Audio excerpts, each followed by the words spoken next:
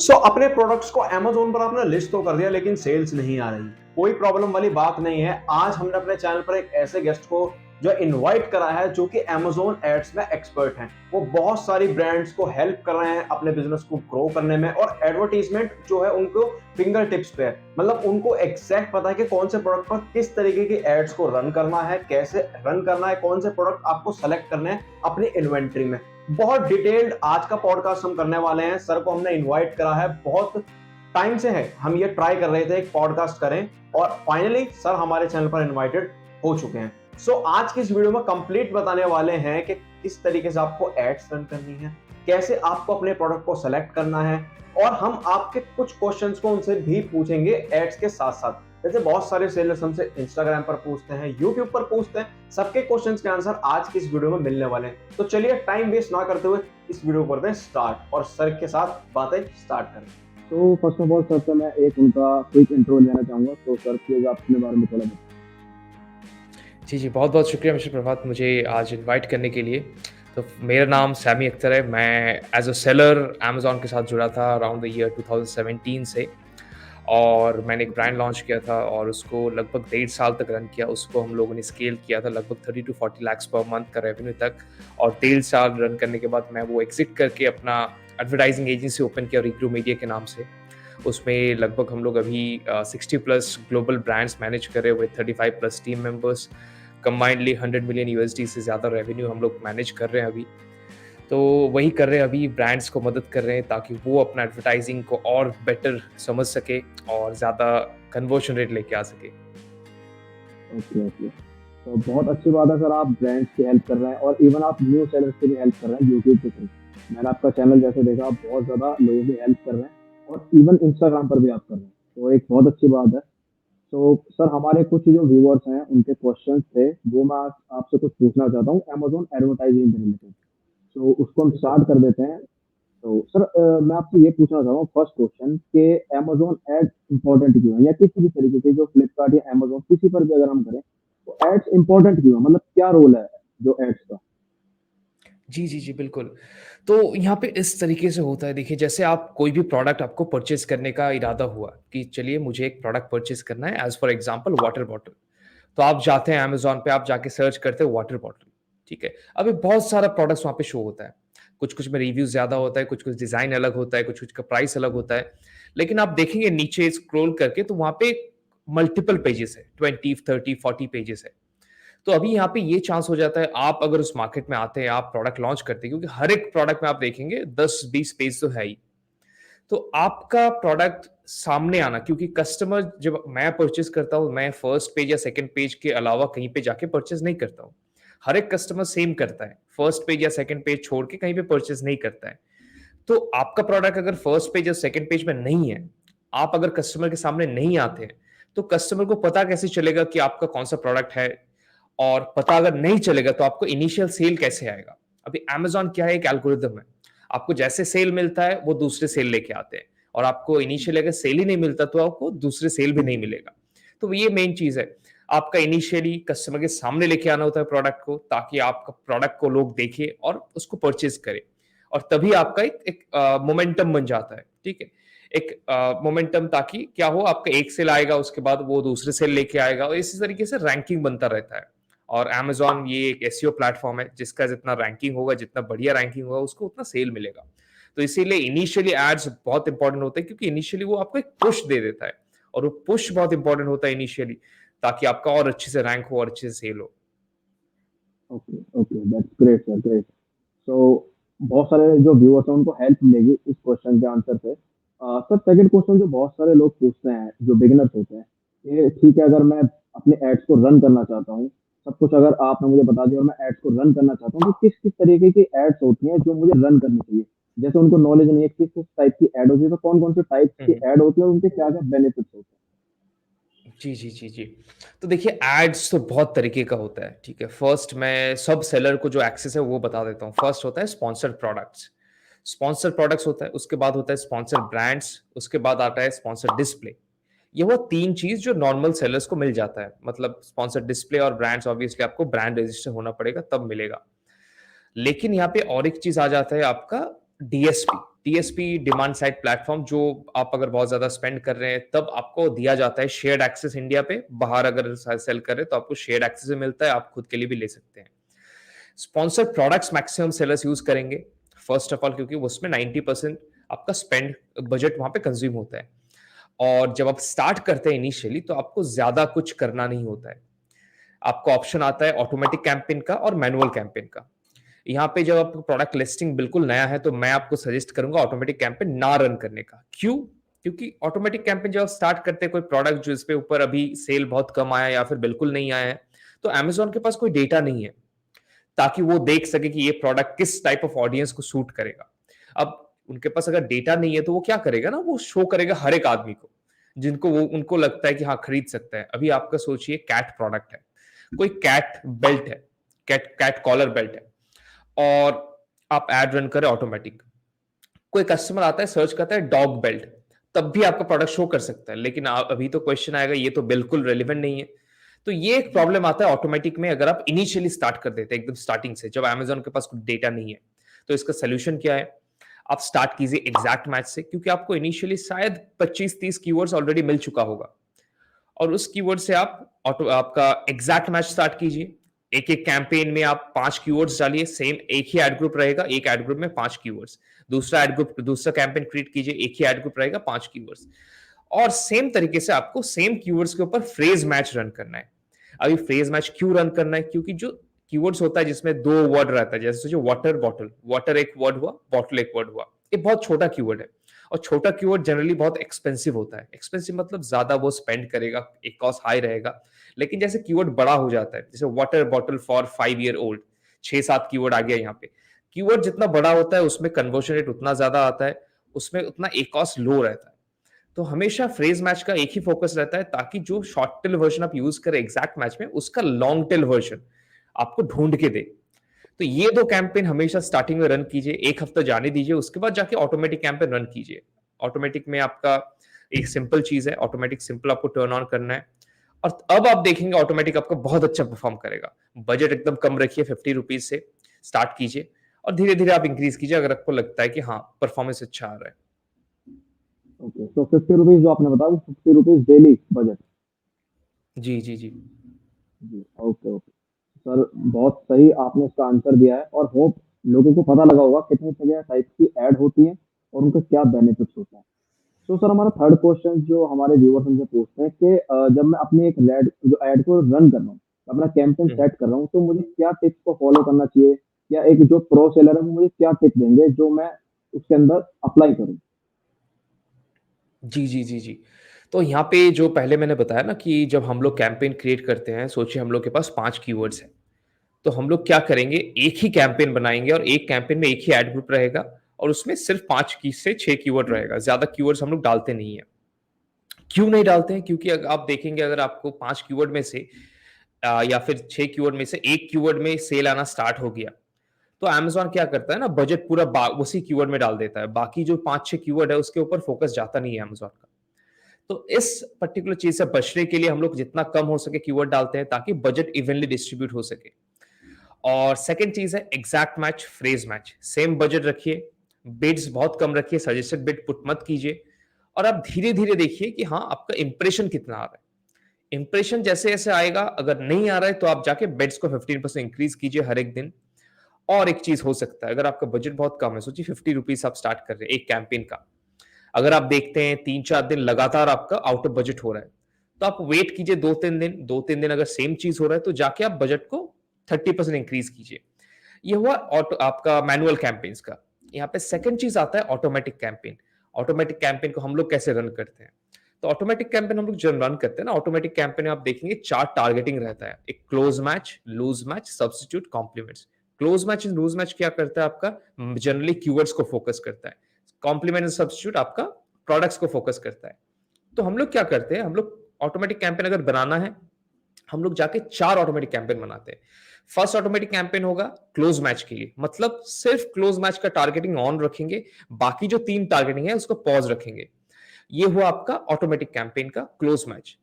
इसी तरीके से हम लोग बाकी जो 3 टारगेटिंग है उसके लिए कैंपेन क्रिएट कर लेंगे। इसको अगर आप और डिटेल में जानना चाहते हैं, जो हम लोग कभी-कभी करते हैं, हम लोग क्या करते हैं ना, एक क्लोज मैच के लिए हम लोग 3 कैंपेन बनाते हैं। क्लोज मैच के लिए फर्स्ट होता है आपका टॉप अप सर्च कैंपेन, जहाँ पे हम लोग प्लेसमेंट को 400% करते हैं, बिड को ₹1 रखते हैं और जो प्रोडक्ट पेज का प्लेसमेंट है उसको 0 रखते हैं।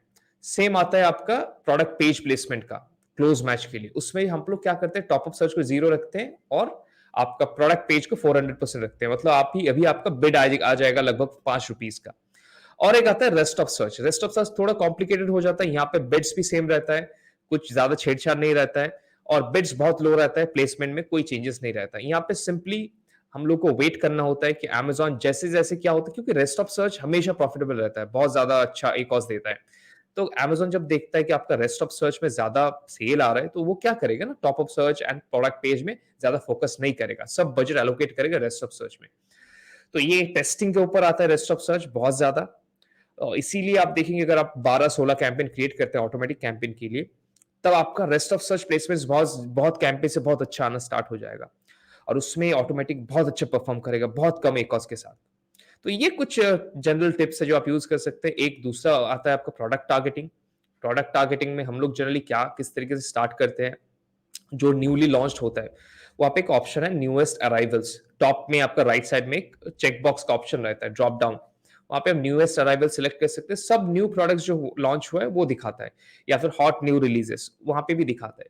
तो वहाँ से आप 5-6 एएसआई सिलेक्ट कर सकते हैं प्रोडक्ट टारगेटिंग के लिए, जिसके ऊपर रन कर सकते हैं और सेम आप टॉप 10 एएसआई सिलेक्ट कर सकते हैं प्रोडक्ट टारगेटिंग के लिए। लेकिन टॉप 10 में आपको क्या करना है, आपका बेड्स लो रखना है, क्योंकि इनिशियली आपका रिव्यूज कम रहेगा और टॉप परफॉर्मर्स का एएसआई रिव्यूज बहुत ज्यादा रहेगा।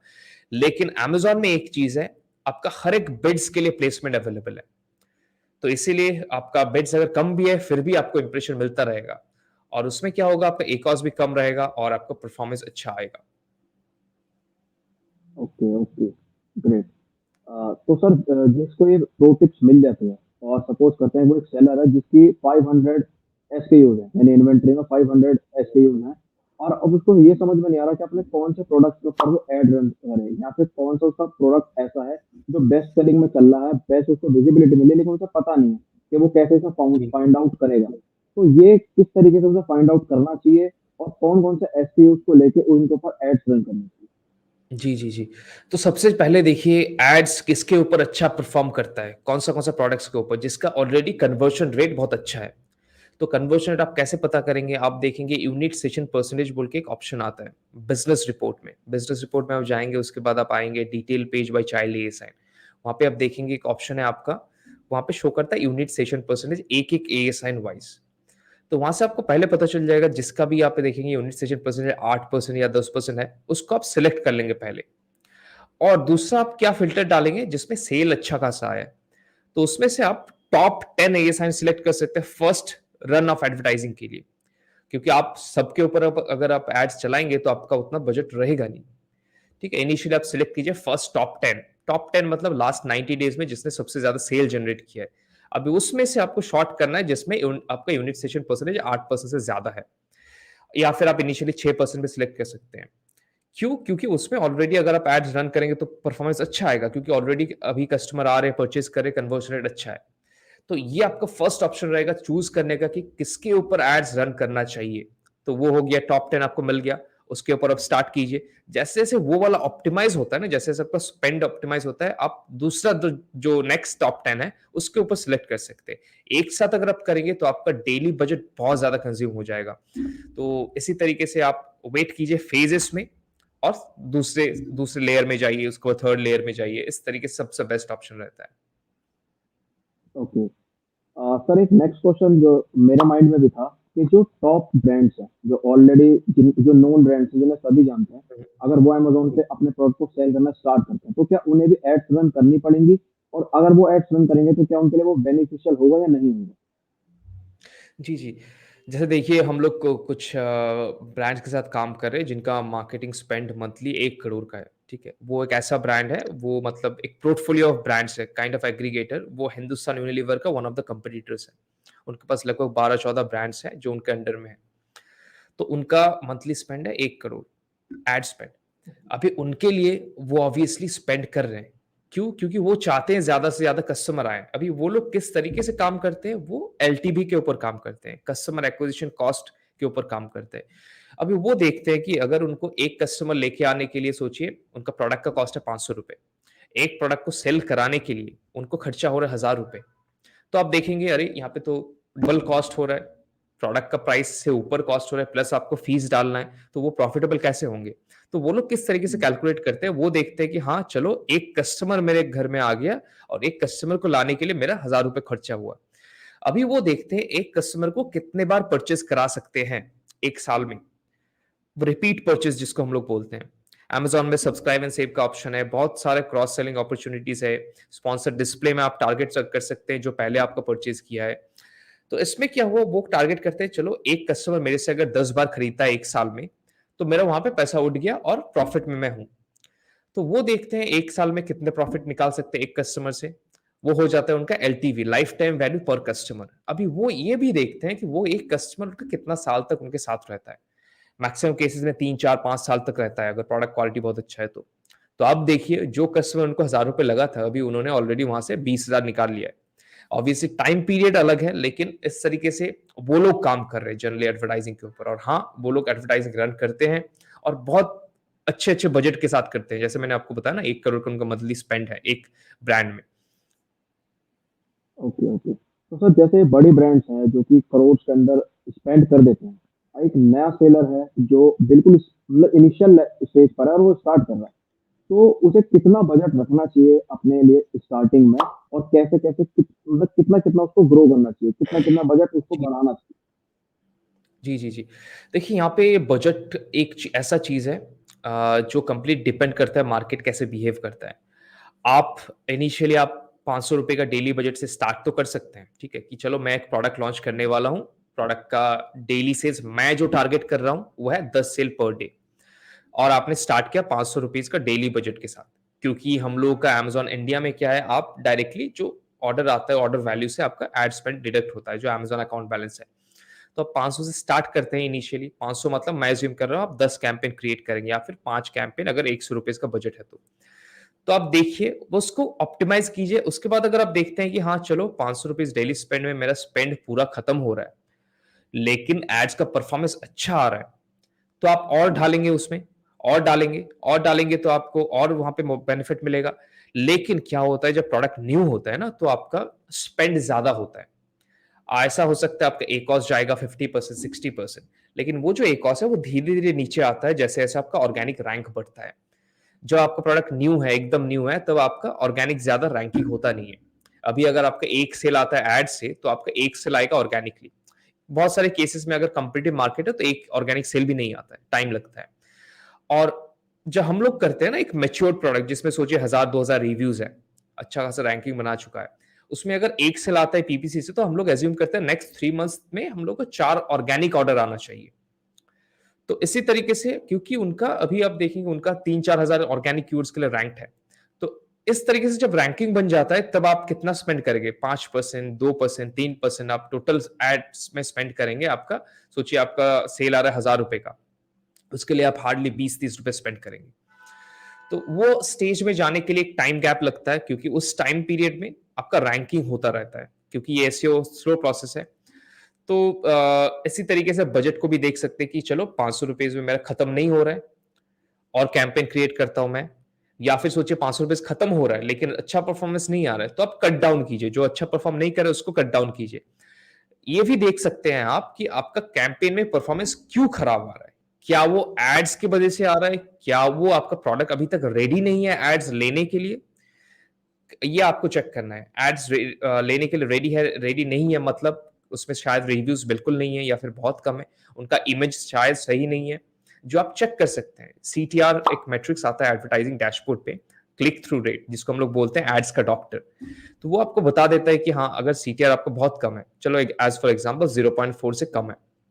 मतलब आपका इम्प्रूव करना होगा आपका रिव्यूज़, आपका मेन इमेज, आपका प्राइस और जिस कीवर्ड्स को आप टारगेट कर रहे हैं।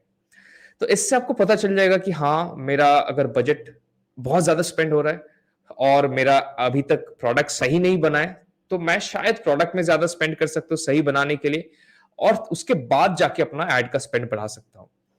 तो ये कुछ डिसीजन लेना होता है सेलर को, लेकिन हमेशा डेटा देख के। दिल से अगर डिसीजंस लेंगे तो हमेशा खराब होगा एडवर्टाइजिंग में। Okay, okay. सर, जैसे कोई अपना प्रोडक्ट के अंदर हमें लिस्टिंग को ऑप्टिमाइज करना है, तो लिस्टिंग ऑप्टिमाइजेशन के लिए कोई टिप्स अगर आप देना चाहें, और कीवर्ड्स जो होते हैं उनको हम कहाँ से फाइंड आउट करें, बिल्कुल बेस्ट एंड रेलेवेंट कीवर्ड्स। हुँ, हुँ। देखिए, रेलेवेंट कीवर्ड्स के लिए मैं जो एक मेथड यूज़ करता हूँ, वो आप लोग भी यूज़ कर सकते हैं। उसमें मैं क्या करता हूँ, सोचिए हम लोगों का प्रोडक्ट है वाटर बॉटल, बहुत ईज़ी एग्ज़ाम्पल है इसलिए मैं ले रहा हूँ। अभी मैं क्या करूँगा, जाके अमेज़न में सर्च करूँगा वाटर बॉटल, ठीक है? और वहाँ पे बहुत सारे कंपैरेटर शो होगा। मैं उसमें क्या करता हूँ, हम लोग एक टूल यूज़ करते हैं हीलियम 10। वहाँ पे मैं एक्स-रे का टूल यूज़ करता हूँ, वो बेसिकली शो करता है कि इसमें से टॉप 10 ए साइंस कौन-सा है, टॉप 10 प्रोडक्ट्स कौन-सा है, मतलब जिसमें ज़्यादा सेल आ रहा है। और उस टॉप 10 ए साइंस को सिलेक्ट करता हूँ एक-एक करके, और उसको हम लोग सेरेब्रो में डाल देते हैं। सेरेब्रो क्या है? एक रिवर्स ए साइन टूल है। मतलब सेरेब्रो आपको दिखाता है कि ये जो 10 ए साइन है, ये किस-किस कीवर्ड्स में रैंक हो रहा है और कहाँ पे रैंक हो रहा है। क्या वो फर्स्ट पेज है, सेकंड पेज है, थर्ड पेज है, और उस कीवर्ड का सर्च वॉल्यूम कितना है, मंथली कितने बार सर्च हो रहा है। तो ये हम लोग को डेटा मिल जाता है, हम लोग गूगल शीट में डालते हैं वो डेटा। तो फर्स्ट आपको कॉलम में ए साइन आता है, कीवर्ड्स आता है, और आपका जो रोज है वहां पे ऊपर में आपका ए साइन आता है। और ए साइन इस कीवर्ड के लिए कहाँ पे रैंक है वो यहाँ पे शो करता है। इस कीवर्ड के लिए कहाँ पे रैंक है वो शो करता है। सेकंड ए साइन कहाँ पे रैंक है वो शो करता है। तो हम लोग एक फॉर्मूला डालते हैं और ये पता करते हैं कि चलो इस कीवर्ड के लिए, जो फर्स्ट कीवर्ड है उसके लिए, ये 10 ए साइन में से कितने ए साइन ऐसे हैं जो फर्स्ट पेज में शो कर रहे हैं। तो गूगल शीट वहां पे बता देता है कि चलो इस 10 में से सिर्फ 4 इस कीवर्ड के लिए आपका फर्स्ट पेज में रैंक कर रहे हैं। वो हर एक कीवर्ड के लिए आपको बता देता है। और उसमें से आप देखेंगे अगर कोई कीवर्ड ऐसा है जिसके लिए मैक्सिमम जो टॉप प्रोडक्ट्स है वो अगर रैंक कर रहा है फर्स्ट पेज में, मतलब वो कीवर्ड बहुत रेलेवेंट है। तो इससे हम लोग शॉर्ट करते हैं कि हाँ, अगर रेलिवेंसी मतलब मिनिमम अगर 4 ए साइन है या फिर 3 ए साइन है, 3 मिनिमम आप सिलेक्ट कर सकते हैं जो उस कीवर्ड के लिए फर्स्ट पेज में रैंक कर रहे हैं, मतलब वो रेलिवेंट है। तो जैसे आप शॉर्ट करेंगे आपको 20 से 30 कीवर्ड मिलेगा।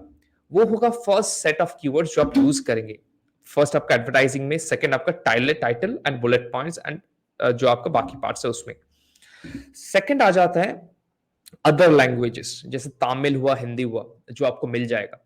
आप जैसे रिवर्स एसन करेंगे या फिर गूगल कीवर्ड प्लानर में जाएंगे, आपको तमिल हिंदी कीवर्ड्स मिलेगा, उसके साथ साथ मिस स्पेलिंग्स मिलेगा। मिस स्पेलिंग्स मतलब क्या, सोचिए आपका वाटर बॉटल कोई सर्च करने के लिए टाइप करे वाटर, WATER, तो वो इतना जल्दी में था, वो W के बाद ए डालना भूल जाता है, WTER लिख देता है। तो वहां पे ये हो जाता है मिस स्पेलिंग। लेकिन उसके लिए भी कोई सर्च कर रहा है, उसके लिए भी आप देखेंगे प्रोडक्ट शो हो रहा है, और उसके लिए बहुत कम हम्म, प्रोडक्ट शो होता है, लेकिन वो सर्च का वॉल्यूम बहुत होता है। बहुत लोग इस तरीके से गलती कर देता है। तो आपको ही मेक श्योर करना है कि आपका प्रोडक्ट शो करे। तो ये जो मिस स्पेलिंग्स है ये हम लोग पुट करते हैं सर्च टर्म्स में। सर्च टर्म जो बैकएंड है वहां पे पुट करते हैं। दूसरा एक फीचर आता है आपका स्पेशल फीचर, जहां पे आप अगर कीवर्ड कोई भी डालते हैं विद इन फ्यू सेकंड्स वो इंडेक्स हो जाता है। नेक्स्ट आता है आपका ऑल टेक्स्ट। जो ए प्लस कंटेंट आप अपलोड करेंगे ना, वहां पे आपका टैग्स ऑप्शन आता है, उसके बाद ऑल टेक्स्ट ऑप्शन आता है। ऑल टेक्स्ट में आपका 99 कैरेक्टर्स अलाउ करता है। वहां पे हम लोग जो अदर लैंग्वेजेस होता है वो वहां पे डालते हैं। टैग्स में भी आप डाल सकते हैं। नेक्स्ट, रिव्यूज में जो कीवर्ड्स होता है जो कस्टमर पुट करते हैं वो भी इंडेक्स होता है। जो क्वेश्चन एंड आंसर सेक्शन है, जो क्वेश्चंस रहता है पूरा क्वेश्चन, वो गूगल में इंडेक्स होता है, प्लस आंसर्स एंड क्वेश्चन में जो कीवर्ड्स रहता है वो इंडेक्स होता है। तो इस तरीके से आप मल्टीपल थाउजेंड ऑफ कीवर्ड्स के लिए इंडेक्स होना स्टार्ट हो जाता है। और जैसे जैसे आपका सेल बढ़ता है, सब कीवर्ड्स जो आपका लिस्टिंग में है उसको भी विजिबिलिटी मिलना स्टार्ट हो जाता है। तो इस तरीके से आपको ऑप्टिमाइज करते रहना होता है, क्योंकि आप देखेंगे आपको हर एक मंथ आप जैसे सर्च टर्म रिपोर्ट डाउनलोड करेंगे आपको न्यू न्यू कीवर्ड्स मिलेगा। तो सर्च टर्म जो है उसको आपको चेंज करते रहना होता है, क्योंकि अगर आप न्यू कीवर्ड्स डालेंगे तब न्यू कीवर्ड्स का इंडेक्स होगा। तो इसी तरीके से आप एसईओ लिस्टिंग ऑप्टिमाइजेशन को मेरे ख्याल से बहुत इजीली कर सकते हैं। Okay, okay. इसके बाद सर एक क्वेश्चन, कि क्या आप हमें कुछ ऐसे फ्री टूल्स बता सकते हैं जिन्हें हम यूज कर सकते हैं? कोई लिस्ट ऑफ टूल्स आपके पास हो जो फ्री हो? फ्री टूल्स, फ्री टूल्स देखिए, अभी तो आप कीवर्ड्स के लिए सिर्फ एक ही चीज यूज कर सकते हैं, गूगल कीवर्ड प्लानर। वहां पे आपका सर्च वॉल्यूम भी दिखाता है थोड़ा बहुत। और ऐसा कुछ टूल्स है नहीं जो फ्री में है जो आप यूज कर सकते हैं, क्योंकि पेड की अल्टीमेटली बात आप करें, एक पेड कौन कौन से हो सकते हैं सर? पेड हम लोग एक दो टूल यूज करते हैं। जैसे एक टूल हम लोग यूज करते हैं फॉर क्लाइंट रिपोर्टिंग, क्लाइंट का डेटा देखने के लिए, हेक्टर यूज करते हैं। उसके बाद दूसरा टूल हम लोग यूज करते हैं हीलियम 10। डेटा डाइव एक टूल है जो हम लोग यूज़ करते हैं। तो ये कुछ टूल्स हैं जो हम लोग जनरली अपना क्लाइंट्स के लिए यूज़ करते हैं, लेकिन उनका क्योंकि स्पेंड बहुत ज़्यादा है, तो वो टूल्स में खर्चा कर सकते हैं। हम लोग उनके लिए वो टूल्स यूज़ कर सकते हैं, क्योंकि वो हम लोग को पे कर रहे हैं। बट जब न्यू क्लाइंट का सोचिए, आप न्यू सेलर हैं, तब वो थोड़ा एक्सपेंसिव हो जाता है। तो इसीलिए इनएक्सपेंसिव टूल्स भी अवेलेबल है इंडियन मार्केट प्लेस पे जो आप यूज़ कर सकते हैं। उतना मुझे ठीक से याद नहीं, क्योंकि मैंने यूज़ नहीं किया है, लेकिन बहुत सारे अवेलेबल है। Okay, okay. सर एक मेरा लास्ट क्वेश्चन है कि एक नए सेलर को अपने बिज़नेस को ग्रो करने के लिए, क्या उन्हें जो अमेज़न की जो सर्विस प्रोवाइडर है, उन्हें कॉन्टैक्ट करना चाहिए या जो थर्ड पार्टी एजेंसी है, उससे कॉन्टैक्ट करके अपने अकाउंट को मैनेज कराना चाहिए? तो आपका क्या पॉइंट ऑफ व्यू है इस पर? देखिए, मेरे ख़्याल से अगर आप न्यू सेलर हैं, आपको खुद को करना चाहिए, क्योंकि हुँ, आपको जब नॉलेज आएगा, तब आप देख सकते हैं, क्योंकि कोई अगर आपको कुछ बोल रहा है, तब आपको भी समझ में आएगा कि वो क्या चीज़ बोल रहे हैं। आप पहले हुँ, देखिए क्या आप मैनेज कर पा रहे हैं, क्योंकि नॉलेज मेन चीज़ है। आपके पास जितना नॉलेज आएगा, उतना आपका रेवेन्यू बढ़ेगा, उतना आपका वैल्यू बढ़ेगा। तो फर्स्ट नॉलेज खुद गेन कीजिए, खुद स्टार्ट कीजिए। जैसे-जैसे आपका वॉल्यूम बढ़ता है, तब आप सोच सकते हैं कि चलो मेरे पास अभी 2 ढाई लाख का मंथली प्रॉफिट आ रहा है, मैं सोच सकता हूँ एक एजेंसी को हायर करने के लिए। तब आप सोचिए, लेकिन इनिशियली मेरे ख्याल से आपको खुद करना चाहिए, क्योंकि वो बहुत ज़्यादा नॉलेज देगा आपको, और एड्स ऐसा चीज़ है जो आपको हरदम नया कुछ सिखाता रहता है, न्यू स्ट्रैटेजीज़ आता रहता है, न्यू फीचर्स आता रहता है, जो आपको बहुत कुछ सिखाता रहता है। Okay, okay. और उसके बाद जब वो खुद जो टर्म्स हैं, उन्हें सीख जाए, उसके बाद क्या उसे कॉन्टैक्ट करना चाहिए सर्विस प्रोवाइडर को? हाँ, सर्विस प्रोवाइडर मेरे ख्याल से आपको तभी कॉन्टैक्ट करना चाहिए जब आप एक अच्छा रेवेन्यू में हैं, और जब आप देखते हैं कि आप किसी और चीज़ में माहिर हैं, जिसमें आप अगर ज़्यादा फ़ोकस करते हैं, क्योंकि आपका माइंड अगर हुँ, 100% कोई एक चीज़ में इन्वॉल्व्ड है, तो वो आप देखेंगे उसके बहुत ज़्यादा ग्रोथ आता है। तो हुँ, इंस्टेड आप अगर 5-6 चीज़ एक साथ कर रहे हैं बिज़नेस में, तो वहाँ पे ग्रोथ नहीं आएगा। तो तब आप जाके सोच सकते हैं कि चलो मैं instead of building my own team, क्योंकि आप अगर खुद का टीम बनाएँगे, आपको मिनिमम एड्स रन करने के लिए, जैसे हम लोग का रहता है क्या, देखिए, एक आपका एड्स एक्सपर्ट रहता है, एक ब्रांड मैनेजर रहता है, उसके ऊपर एक सीनियर पीपीसी मैनेजर रहता है, एक लिस्टिंग ऑप्टिमाइज़र रहता है, एक ग्राफिक डिज़ाइनर रहता है। तो इस तरीके से, और एक कैटलॉग ट्रबल शूटर रहता है जो केस बेस्ड रेज़ करता है। तो आप अगर हायर करने जाएँगे, आपको एक-एक को मिनिमम 25, 30, 40 हज़ार देना पड़ेगा। तो आप देखिए कितना आपका वहाँ पे खर्चा हो रहा है। जहाँ पे अगर आप हुँ, किसी को एजेंसी को हायर करते हैं, तो उनके पास ऑलरेडी बना हुआ टीम है जो ऑलरेडी ट्रेन्ड है, और आप अगर बिल्ड करते हैं तो आपको ट्रेन करना पड़ेगा। जैसे हम लोग के पास अभी 35-37 लोग हैं, तो उनको हम लोगों ने खुद ट्रेन किया है। अभी वो इतने सारे डेटा देख रहे हैं, इतने बड़े-बड़े ब्रांड्स को हैंडल कर रहे हैं, उनके पास पूरा डेटा है कि हाँ, चलो किस तरीके से होता है। और वो हमेशा एक सर्कल में है, तो उनको हर एक सॉल्यूशन मिल जाता है, कुछ अगर प्रॉब्लम भी आता है। और हम लोग कनेक्टेड है हुँ, हर एक दूसरे एजेंसी के साथ, क्योंकि कोई अगर न्यू चीज़ आता है, तो हम लोग को पहले ही पता चल जाता है, वो लोग कैसे मैनेज कर रहे हैं। और यहाँ पे एजेंसी का एक ऐसा कनेक्शन हो चुका है ना, नेटवर्क, कि हर एक जो एजेंसी है, वो दूसरे को हेल्प करना चाहता है। तो मेरे ख्याल से वो एक नेगेटिव पॉइंट हो जाता है, अगर सेलर है खुद खुद अपना टीम बिल्ड हुँ, करना चाहता है, खुद उनको ट्रेन करना चाहता है, प्लस वो क्योंकि एम्प्लॉइज़ हैं, उनका सीखने का एबिलिटी उतना ज़्यादा नहीं होगा जितना कि एक जो एजेंसी में है, क्योंकि उनका सिर्फ़ एक ही काम है। हुँ। तो ये मेरे ख्याल से पूरा क्लाइंट के फाइनेंशियल्स के ऊपर है, वो कितना कमा रहे हैं, कितना खर्चा करना चाहते हैं, कितना उनके लिए फ़ीज़िबल है। Okay, okay. तो thank you so much sir, आपने बहुत ज़्यादा वैल्यू ऐड करी और ऑलमोस्ट मेरे सारे क्वेश्चंस के जो आपने आंसर दिए बहुत ज़्यादा डिटेल्ड दिए, जो मुझे ऐसा लगा था कि ये मुझे किसी से पूछने चाहिए और बहुत सारे सीनियर्स को भी ऐसा लगता है कि उन्हें पूछना चाहिए। तो thank you so much sir for your knowledge, for your value addition और बहुत मज़ा आया आपसे बात करके इन क्वेश्चंस को समझ के और मे बी जो हमारे व्यूअर्स हैं उनको भी बहुत ज़्यादा मज़ा आया होगा। बहुत-बहुत शुक्रिया मिस्टर प्रभात, मुझे इनवाइट करने के लिए बहुत मज़ा आया मुझे। Thank you so much sir. So कैसी लगी आप लोगों को वीडियो? लाइक शेयर कमेंट करके जरूर बताइए, अपने फ्रेंड्स के साथ शेयर करिए, और हाँ, चैनल को सब्सक्राइब करना मत भूलना यार, सब्सक्राइब जरूर करो। और थैंक यू सो मच, आपने लास्ट तक वीडियो देखी। मिलते हैं नेक्स्ट वीडियो में।